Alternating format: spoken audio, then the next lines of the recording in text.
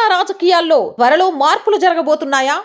అధికార Congress party operation Akarsh మొదలుపెట్టిందా? BRS ఎమ్మెల్యేలు అధికార కాంగ్రెస్ తీర్థం పుచ్చుకోబోతున్నారా అన్న సందేహాలు వ్యక్తమవుతున్నాయి. రేవంత్ రెడ్డిని బీఆర్ఎస్ ఎమ్మెల్యేలు కలవడం వెనుక మాజీ మంత్రి హరీష్ రావు హస్తం ఉందని ఆరోపించిన రఘునందన్ రావు వ్యాఖ్యల వెనుక వాస్తవం ఎంత? కొన్ని రోజులుగా బీఆర్ఎస్ కాంగ్రెస్ మధ్య ఉప్పు నిప్పులా ఉంది.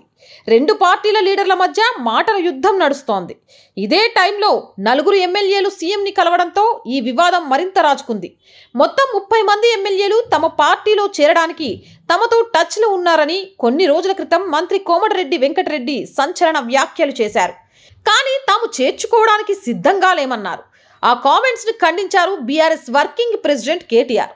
మాజీ మంత్రి జగదీష్ రెడ్డి తెలంగాణలో కాంగ్రెస్ అధికారంలోకి వచ్చినప్పటి నుంచి అసలు రేవంత్ రెడ్డి సర్కారే కొనసాగదని, తొందరలోనే పడిపోతుందని బీఆర్ఎస్ లీడర్లు కామెంట్స్ చేస్తూ వచ్చారు. కేసీఆర్ ప్రభుత్వాన్ని పడగొడతారని బీజేపీ లీడర్లు కూడా ఆరోపించారు. కానీ ఇప్పుడు చూస్తే బొటాబొటీ మెజారిటీ ఉన్న కాంగ్రెస్లో చేరడానికి బీఆర్ఎస్ ఎమ్మెల్యేలే రెడీగా ఉన్నారన్న టాక్స్ నడుస్తున్నాయి. తెలంగాణ ముఖ్యమంత్రి రేవంత్ రెడ్డి దావోస్ పర్యటన ముగించుకొని ఇటీవలే రాష్ట్రానికి వచ్చారు. ఆయనకు ఉమ్మడి మెదక్ జిల్లాకు చెందిన నర్సాపూర్ ఎమ్మెల్యే సునీతా లక్ష్మారెడ్డి, దుబ్బాక ఎమ్మెల్యే కొత్త ప్రభాకర్ రెడ్డి, పటాన్ చెరువు ఎమ్మెల్యే మహిపాల్ రెడ్డి, జహీరాబాద్ ఎమ్మెల్యే మాణిక్ రావు మంగళవారం కలిశారు. ఒకేసారి నలుగురు బీఆర్ఎస్ ఎమ్మెల్యేలు సీఎం రేవంత్ రెడ్డిని కలవడం చర్చానీయాంశమైంది. వీరంతా కాంగ్రెస్లో చేరేందుకు ఆసక్తి చూపుతున్నారా అన్న అనుమానాలు వ్యక్తమవుతున్నాయి. నలుగురు ఎమ్మెల్యేలలో సునీతా లక్ష్మారెడ్డి గతంలో కాంగ్రెస్లో పనిచేశారు.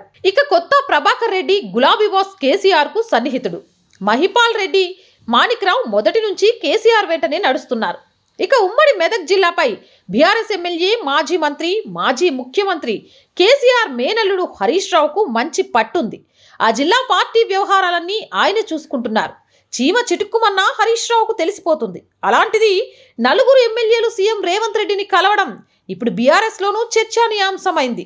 హరీష్ రావుకు ఈ విషయం తెలియదని సీఎంను కలిసిన ఎమ్మెల్యేలు చెబుతున్నారు. కానీ దీనిపై అనేక అనుమానాలు వ్యక్తమవుతున్నాయి. హరీష్ రావు వారిని పంపించి ఉంటారన్న అభిప్రాయమూ వ్యక్తమవుతుంది. ఆయనకు తెలియకుండా వెళ్లడం సాధ్యం కాదని బీఆర్ఎస్ భవన్లో గుసగుసలు వినిపిస్తున్నాయి. ఇందుకు ఊతమిచ్చేలా బీజేపీ మాజీ ఎమ్మెల్యే రఘునందన్ రావు వ్యాఖ్యలున్నాయి. ఈ నలుగురు ఎమ్మెల్యేలను మాజీ మంత్రి హరీష్ రావే దగ్గరుండి కాంగ్రెస్లోకి పంపుతున్నారని ఆరోపించారు. హరీష్కు తెలియకుండా వాళ్ళు రేవంత్ దగ్గరికి ఎలా వెళ్తారని ప్రశ్నించారు. కేసీఆర్ కుటుంబంలో గొడవలు జరుగుతున్నాయని, మెదక్ ఎంపీ టికెట్ తనకు కావాలని కవిత కోరుతోందని, అందుకే హరీష్ రావు ఆ నలుగురు ఎమ్మెల్యేలను కాంగ్రెస్లోకి పంపుతున్నట్లు రఘునందన్ రావు చెప్పారు. ఇదిలా ఉండగా తెలంగాణ అసెంబ్లీ ఎన్నికల తర్వాత కేసీఆర్ కుటుంబంలో గొడవలు జరుగుతున్నట్లు కొంతకాలంగా ప్రచారం జరుగుతోంది.